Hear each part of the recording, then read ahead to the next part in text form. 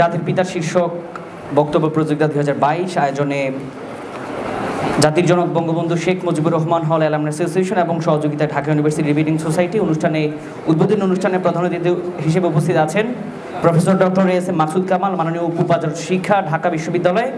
বিশেষ অতিথি হিসেবে উপস্থিত আছেন অধ্যাপক ডক্টর মোহাম্মদ আকরাম হোসেন, মাননীয় প্রাধ্যক্ষ, জাতির জনক বঙ্গবন্ধু শেখ মুজিবুর রহমান হল, ঢাকা বিশ্ববিদ্যালয়। উপস্থিত আছেন মোল্লা মোহাম্মদ আবু কাউসার, মাননীয় মহাসচিব, ঢাকা ইউনিভার্সিটি অ্যালামনাই অ্যাসোসিয়েশন। উপস্থিত আছেন, অনুষ্ঠানে সভাপতিত্ব করছেন বিচারপতি মোহাম্মদ খুরশিদ আলম সরকার, মাননীয় সভাপতি, জাতির জনক বঙ্গবন্ধু শেখ মুজিবুর রহমান হল অ্যালামনাই অ্যাসোসিয়েশন, ঢাকা বিশ্ববিদ্যালয়। এছাড়াও আমাদের মাঝে উপস্থিত আছেন শহীদ সার্জেন্ট জহুরুল হলের মাননীয় প্রাধ্যক্ষ অধ্যাপক ডক্টর আব্দুর রহিম স্যার। প্রিয় উপস্থিতি, আজকে দু একটি বিষয় নিয়ে আমরা কথা বলতে চাই। প্রথমত, আপনারা জানেন যে 1920 সালের 17 মার্চ গোপালগঞ্জের টুঙ্গিপাড়ায় যে সূর্যের আলো উদিত হয়েছে, সেই সূর্যের আলো 2022 সালে এসেও পুরো পৃথিবীর মানুষকে আলোকিত করছে। জাতির পিতা বঙ্গবন্ধু শেখ মুজিবুর রহমান এমন এক সূর্য, যে সূর্যের আলোকে কখনোই কোনোভাবেই নিবানো সম্ভব নয়। তারপরেও আমাদের দুঃখের বিষয় আছে, আমরা জাতির পিতা বঙ্গবন্ধু শেখ মুজিবুর রহমানকে অনেকেই একটা দলের হিসেবে নিজেদেরকে পরিচয় করে দিতে চাই। জাতির পিতা বঙ্গবন্ধু শেখ মুজিবুর রহমান কোনোভাবেই কোনো দলের সম্পদ নয়, তিনি এই জাতির সম্পদ, তিনি বিশ্ব সম্পদে পরিণত হয়েছেন।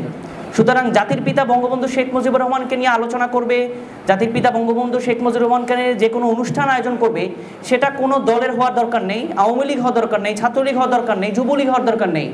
যে কোনো মানুষ যারা বাংলাদেশি স্বাধীনতায় বিশ্বাস করে, যারা বাংলাদেশে বিশ্বাস করে, আমি বিশ্বাস করি তারা জাতির পিতা বঙ্গবন্ধু শেখ মুজিবুর রহমানকে শ্রদ্ধা জানাতে পারে এবং তাকে নিয়ে আলোচনা করতে পারে, তাকে নিয়ে যে কোনো আয়োজন আমরা করতে পারি।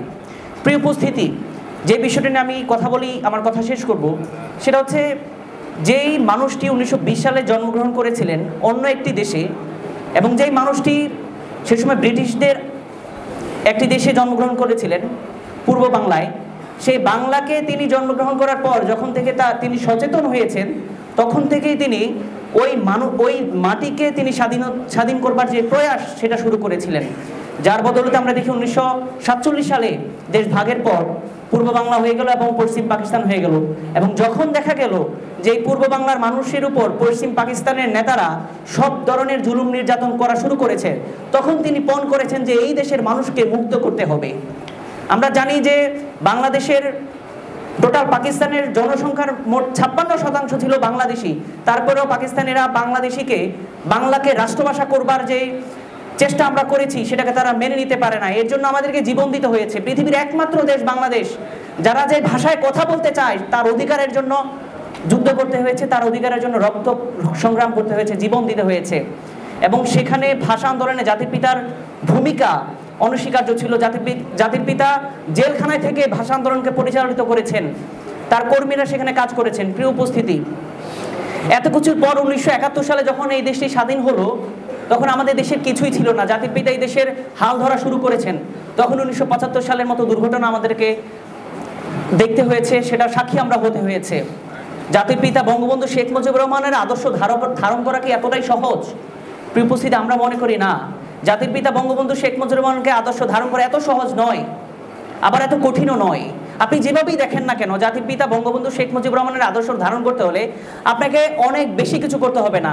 শুধু এই বাংলাদেশের স্বাধীনতা বিশ্বাস করতে হবে, মুক্তিযুদ্ধের প্রজন্মে বিশ্বাস করতে হবে, মুক্তিযুদ্ধে বিশ্বাস করতে হবে, তাহলেই আপনি বাংলাদেশের স্বাধীনতা বিশ্বাস করতে পারবেন।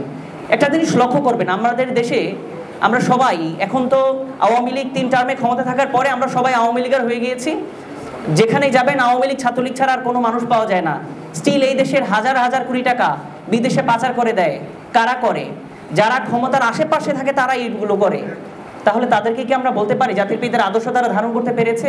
কোনোভাবেই না। কারণ জাতির পিতা দুর্নীতির বিরুদ্ধে জিরো টলারেন্স দেখানোর কথা বলেছিলেন। জাতির পিতার সুযোগ্য কন্যা মাননীয় প্রধানমন্ত্রী শেখ হাসিনা দুর্নীতির বিরুদ্ধে জিরো টলারেন্সের কথা আমাদেরকে বলেন, এবং সেটা আমরা বাস্তবায়ন দেখি। কিন্তু আপনারা কিছুদিন আগে লক্ষ্য করবেন, দুদকের যে একজন কর্মকর্তা সামান্য দুর্নীতির বিরুদ্ধে কয়েকটা অপারেশন করেছেন, তাকে দুদকের পদ থেকে বিতাড়িত করা হয়েছে, চাকরি থেকে তাকে ছাড় দেওয়া হয়েছে, চাকরি থেকে তাকে দূরে সরিয়ে দেওয়া হয়েছে। কেন? আমি পার্সোনালি মনে করি যে মানুষটা শুধুমাত্র শেখ হাসিনার দুর্নীতির বিরুদ্ধে জিরো টলারেন্স এই প্রবাদটাতে বিশ্বাস করে, এই ধারণাকে আস্থা হিসেবে নিয়ে যিনি দুর্নীতির বিরুদ্ধে অপারেশন করেছিলেন এবং দুর্নীতিবাজদেরকে ধরিয়ে দিয়েছিলেন, তিনিই প্রকৃত জাতির পিতার আদর্শে বিশ্বাসী। জাতির পিতার কিন্তু আদর্শ বিশ্বাস করার জন্য আপনার হাজার হাজার মানুষ দরকার নাই, লাখ লাখ এই দেশের মানুষ দরকার নাই। আপনি যদি সামান্যভাবেও জাতির পিতার আদর্শকে লালন করতে পারেন, পালন করতে পারেন, তাহলেই জাতির পিতার যে স্বপ্নের সোনার বাংলাদেশ, আমি বিশ্বাস করি সেটা খুব দ্রুতই বাস্তবায়ন করা সম্ভব। প্রিয় উপস্থিতি, যে কথাটা আমি বলে শেষ করতে চাই, জাতির পিতা এই দেশের মানুষকে মুক্ত করেছিলেন, এদেশের মানুষের পক্ষে তার যে অবস্থান ছিল, জাতির পিতা 1971 সালের স্বাধীনতা যুদ্ধে, মুক্তিযুদ্ধে আমাদেরকে যে পথ তিনি দেখিয়েছেন, 2022 সালে এসেও পুরো পৃথিবীর শোষিত, বঞ্চিত, নিপীড়িত মানুষ, সে মানুষের কণ্ঠস্বর হিসেবে জাতির পিতার আদর্শ এখনো বেঁচে আছে পৃথিবীতে। জাতির পিতা পুরো পৃথিবীর সাহিত্য, রাজনীতি, সমাজনীতি সব জায়গা জাতির পিতা এখনো প্রাসঙ্গিক, কারণ তিনি সর্বক্ষেত্রে জাতির পিতার অবদান ছিল। এই বিষয়গুলো আমরা ভুলে গেলে চলবে না। সুতরাং যারা জাতির পিতার আদর্শকে ধারণ করেন, আমি বিশ্বাস করি সেই জাতির পিতার আদর্শকে প্রতিষ্ঠিত করবার জন্য আপনাদের সকলের সামান্যতম প্রয়াসও আমাদের এই দেশের মানুষকে আন্দোলিত করবে, দেশের মানুষকে উৎসাহিত করতে পারবে। সুতরাং ঢাকা ইউনিভার্সিটি ডিবেটিং সোসাইটি সবসময় এমন মানুষদের পাশে থাকতে চায় যারা এই দেশের মুক্তিযুদ্ধে বিশ্বাস করে, যারা এই দেশের স্বাধীনতা বিশ্বাস করে, এবং এই ধরনের যে কোনো আয়োজনে আমরা সহযোগিতা করতে পারলে আমরা সেই জায়গায় গর্ববোধ করি। তো আমি বিশ্বাস করি জাতির পিতা, জাতির জনক বঙ্গবন্ধু শেখ মুজিবুর রহমান হল অ্যালামনি অ্যাসোসিয়েশন যে চমৎকার আয়োজনটি নিয়েছে খোকা থেকে জাতির পিতা, এই আয়োজনটি সফলভাবে সম্পন্ন হবে। আগামী 17 তারিখ পর্যন্ত 18টি হলে আমাদের আয়োজন চলবে। আপনাদের সবাইকে সবগুলো হলে নিমন্ত্রণ জানাচ্ছি।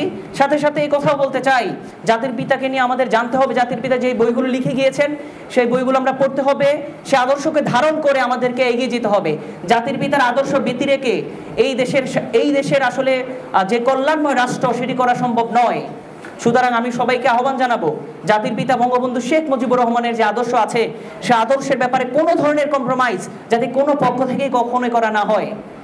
প্রিয় উপস্থিতি, আমি এই কথা বলে আমি আমার বক্তব্য শেষ করছি। সবাইকে জাতির জনক বঙ্গবন্ধু শেখ মুজিবুর রহমান অ্যালামনি অ্যাসোসিয়েশন এবং ঢাকা ইউনিভার্সিটি ডিবেটিং সোসাইটির পক্ষ থেকে শুভেচ্ছা জানিয়ে আমার কথা শেষ করছি। জয় বাংলা, জয় বঙ্গবন্ধু।